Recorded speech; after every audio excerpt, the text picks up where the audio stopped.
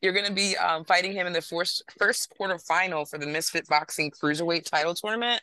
Now, Yep, those who are not familiar with you, can you tell them about your boxing experience, fitness? 100%. Yeah, I'm a beginner. I just started 6 months ago. But I got some grit, and my team definitely sees that. I got BJ Flores in my corner that trained Jake Paul. He's not training anybody else. He took me under his wing about 6 months ago. I had an incredible knockout against a guy that looked exactly like Logan Paul, went super viral, got like over 1 billion views. It was pretty devastating.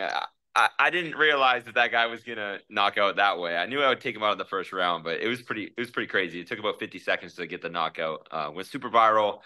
The guy had 25 MMA fights, and so I said, "Well, damn, I thought it was Logan Paul, but I guess it wasn't." So who's the next toughest guy in line? And Le'Veon Bell has been very very respected in the crossover boxing space. So I rallied all my troops, all my followers, tried to called him out a bunch, and he accepted the fight. So May 25th in Houston, we were coming through. I definitely think there's a knockout opportunity. I'm not gonna know anything until I'm in there. I mean, it's hard to tell. Like he's only had a number of fights. Like he's been around for a while, he's been training for a while, but he only has a few fights. His last guy was Southpaw. The fight with Uriah Hall is like deleted from the internet. I have some clips from it, but not the whole fight. So, it's I don't really know what I'm walking into, and I don't think he does either. So when it comes to 50-50, I think it's as 50-50 as it's going to get.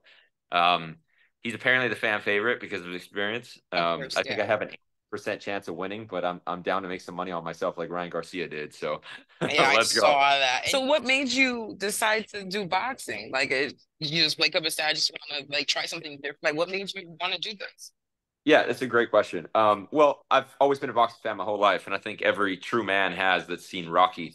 So I've always wanted to be there, but I knew that I wouldn't do it unless the opportunity was perfect. I mean, like quite literally perfect, because I know a lot of fighters. A lot of fighters are friends of mine, and they've dedicated their entire lives since childhood into boxing, and they're incredible boxers, but they never got the platform. They didn't have the audience. The promotion never helped them out with anything. So they're some of the most incredible boxers in the world that no one's ever heard about before. And so I just knew that I didn't want to end up like somebody like that. That's why I never pursued it as a career. But for me, it's like watching the influencer boxing space grow, and I watched it grow, and I watched it fall, and I watched it come back alive when it came to crossover boxing. I'm a big boxing fan, of course, obviously. And Oh some yeah, people think that it's just about throwing hands in the ring, but it's like that's a lot of work. Like training for boxing. That's why I respect yeah, Jake Paul. Like, even though people don't take him seriously because he's an influencer turned boxer, he yeah, does the work. And it's not walk in the park. That's a tough workout to, get in the ring and build the stamina and the conditioning, yeah. strength and like that's a lot of work. So I praise you for doing that because working out and being consistent with it, that's a mindset. So 100% is a mindset. And there's like a lot of stigma on the whole influencer boxing thing. They think that people don't take it seriously. And I was talking to some friends about that recently, actually. It's like, I think that there is a stigma out there for a lot of coaches that don't even take influencer boxing seriously. But I'm blessed to have coaches in my life that understand that it's like a world title fight, every single fight as an influencer fighter. Like you are bringing thousands of people. I mean, not every fighter is. I mean, there's a lot of fighters that don't bring that kind of attention. But like for my last fight, I mean, there was thousands of people at it. You know what I mean? In this next fight, there's going to be thousands of people at it. And so it's like a world title fight, and you got to train that way. And you need a coach that can take it that seriously and not just look down to you because you're, an influencer, because these guys have no experience. Like at the end of the day, it's you versus another man. It's 10-ounce gloves, and they're trying to knock you out and embarrass you and to take everything away from you to create you into a meme. So, it's like you gotta take it seriously, and there's so much work involved in taking it seriously. But you're nothing without a good coach at the end of the day.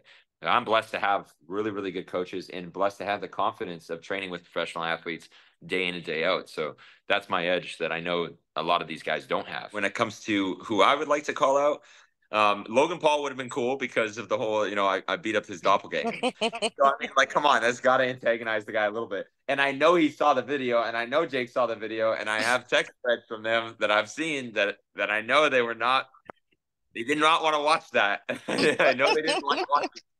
I know they all cringed at watching it. They were like, "Oh shit, that looked way too real." So I know they saw it, but if Logan wants to run it, that'd be fire. But I think first I should get the job done that Logan couldn't get done, which would be Dillon Danis. I think fighting Dillon Danis, I think that's still a very entertaining fight. What is your message to Le'Veon, actually? What would you say to him right now if he's watching this? Or Well, when he watches this, excuse me. We all know he's watching this. I think he's underestimating me, and I think you're underestimating me, buddy. And I guess we're gonna find out who really wants it more. And that's all I have to say. That's all I have to say. We'll see who really wants it more. And I promise you, I want it more.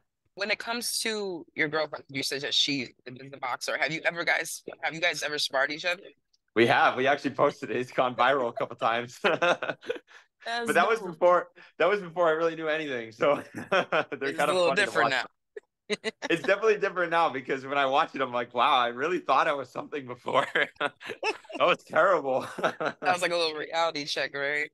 No shit. No, but she's good. I mean, she's got style, she's got swag. So it's a lot of fun. I mean, and that's the thing, is like I have her in my corner. She's been a professional athlete her entire life. So I have that edge of living with a professional athlete and not just being the business guy all the time. Like that's typically what I've been, is like go out on adventures, relax, de-stress, come back, do a little bit of work for a couple hours, go back out, like go on a two-week trip, come back down for a couple of days. That's really been my flow previously, but now it's like every single minute of the day is training. You know what I mean? Like I wake up, 6 a.m. run, 2 hours later I'm eating, and then I'm back in the gym again, and then evening sparring, and then it's just like nonstop recovery, like back to training, doing rehabilitation exercises, all sorts of different stuff like that. So it's quite literally a full-time job, which is pretty nuts.